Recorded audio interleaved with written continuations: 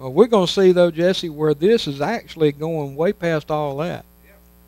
So, all right. So he tells them he's going to raise it up, and then he says, I'm going to rebuild it as in the days of old. In other words, he's drawing to their mind the pinnacle point, the high time in the history of Israel was underneath the Davidic dynasty. In fact, it was at that time that was the last time that Israel was indeed an undivided nation. Okay? And so he's referring back to that, pointing to how great this raising up is going to be. He said, in other words, he's saying, I'm not just going to raise it up a little, but it is going to look as it did in its fullness in the high point of the understanding of the nation of Israel. So this idea then of the booth of David is the idea of Israel reaching its zenith. That was the high point.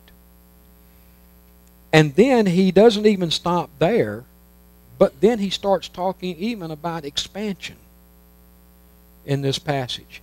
He goes from just raising up the booth of David to the fact that the raised up booth will then even possess the remnant of Edom and all the nations.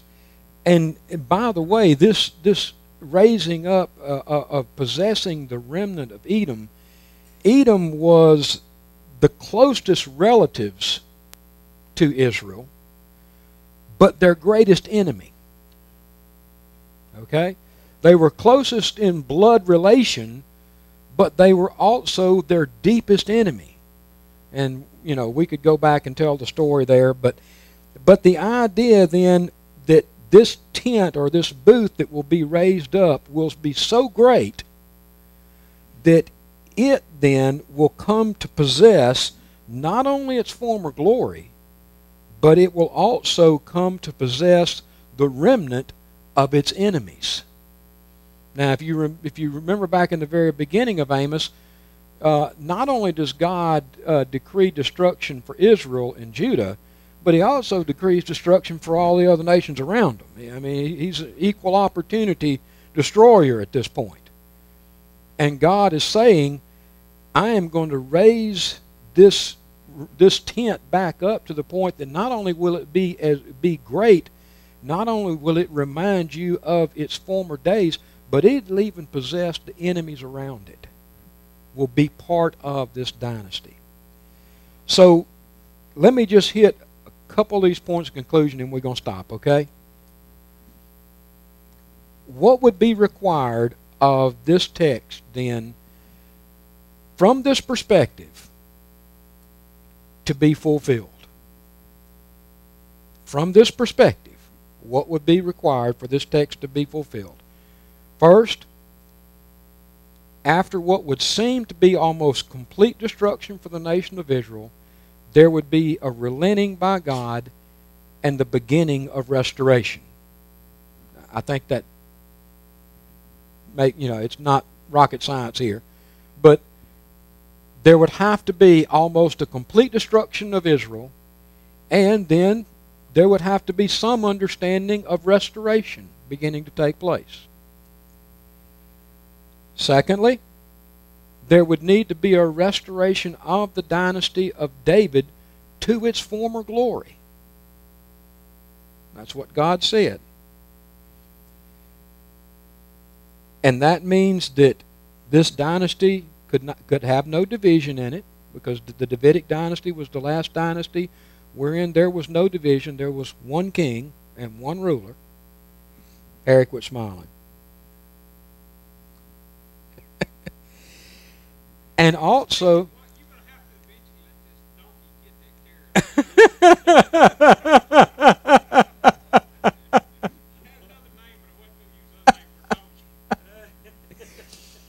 there would also seem to be a surpassing of the original dynasty in its glory. because this dynasty is going to possess the remnant of its enemies. All right? There would also have to be a time of great peace and prosperity for this dynasty, because he talks about the plowman overtaking the reaper. He talks about the cities being rebuilt. He talks about planting vineyards. He talks about making gardens. In other words, it is almost an Edenic kind of language there as far as the gardening and all these things. I'm sorry, brother. It's in there. Okay? There would have to be a time of uninterrupted and continual prosperity, according to this passage. In 9:15, he says, I will plant them on their land, and they shall never again be uprooted out of the land that I have given them. So, uninterrupted and continual prosperity would be required of this passage. Now, I'm going to give one more thing for you to think about, and then we're going to stop and we're going to end this today. But I want you to think about this one thing this week. The Old Testament rabbis agreed, and every one of them agreed with this, that these things would be and only would be fulfilled by Messiah. Every one of the Old Testament rabbis agree in all of their writings that the only way this could be fulfilled would be by Messiah. To the extent that they gave Messiah the title Son of the Fallen Tabernacle. Now y'all just go home and meditate on that one. They called him Son of the Fallen Tabernacle, because when they read this passage, they said the only one who could possibly fulfill this would be the Messiah. So think about that one for a while. And we'll talk about the rest of it next week, and hopefully get into the New Testament.